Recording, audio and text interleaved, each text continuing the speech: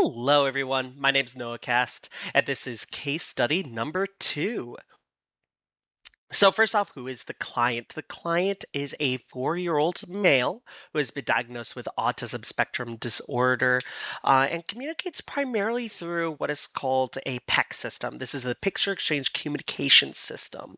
One of the main behavior of concern with this client is self-injury behavior, more specifically hand biting, where there's any instance of the client taking their hand and biting any part of their hand for longer than 2 seconds with any amount of force. So it would look like kind of almost biting on the side of their hand, on the main palm of their hand.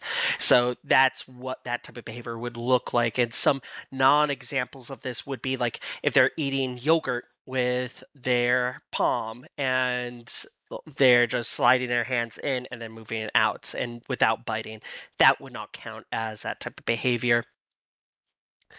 So, how do we assess this behavior? So primarily we used a functional behavioral analysis using ABC tracking for about 2 weeks. We followed this up with CABC data, taking context, time, and such, and then followed up with tracking how often the behavior through frequency tracking to get a full understanding of what that behavior was. And the behavior was identified as attention-seeking behavior, trying to attempt to gain positive attention from adults.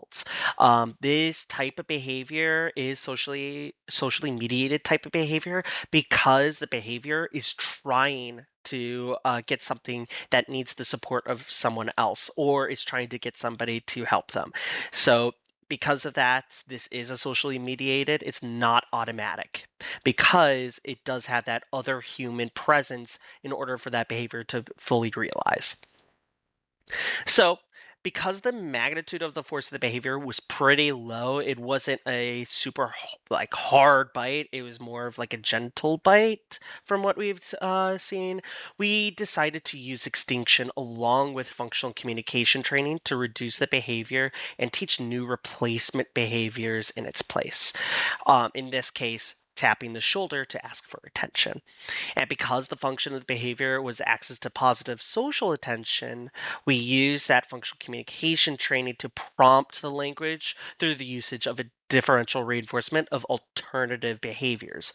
So what would happen is that if the client engaged in behaviors and was looking at us trying to get their attention, we would not give them that type of attention, and we would just ignore the behavior entirely.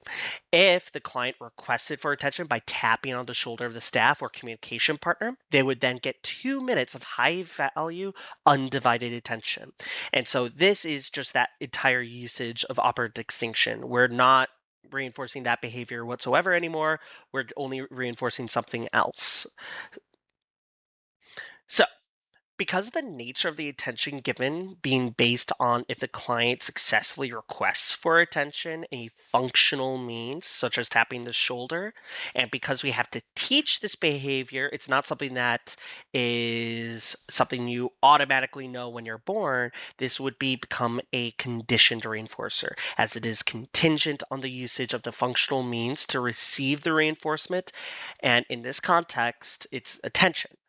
On top of that, we also followed up by giving positive praise from the staff. So if they tap the shoulder, hey, thanks for asking for attention, we'll give them that 2 minutes of attention. And that's how we would reinforce it. So, how do we get stimulus control? Well, stimulus control is the term that we typically use to describe situations where a behavior is controlled by a specific stimulus or the absence of stimulus. So this behavior was controlled because of a lack of attention. This could be the staff turning their back to do specific work or by inputting data into their Catalyst application. This would serve as a stimulus control for the client to request for attention via tapping on their shoulder. And because there's a lack of attention, this would establish stimulus control once the behavior has been mastered. And though we're still working on this behavior in clinic and we're still working on having them tap on their shoulder right now with the gesture prompt, it is something that over time, the behavior, once it is fully controlled, will be doing it by itself. Thank you, everyone. I hope you enjoy. See you around.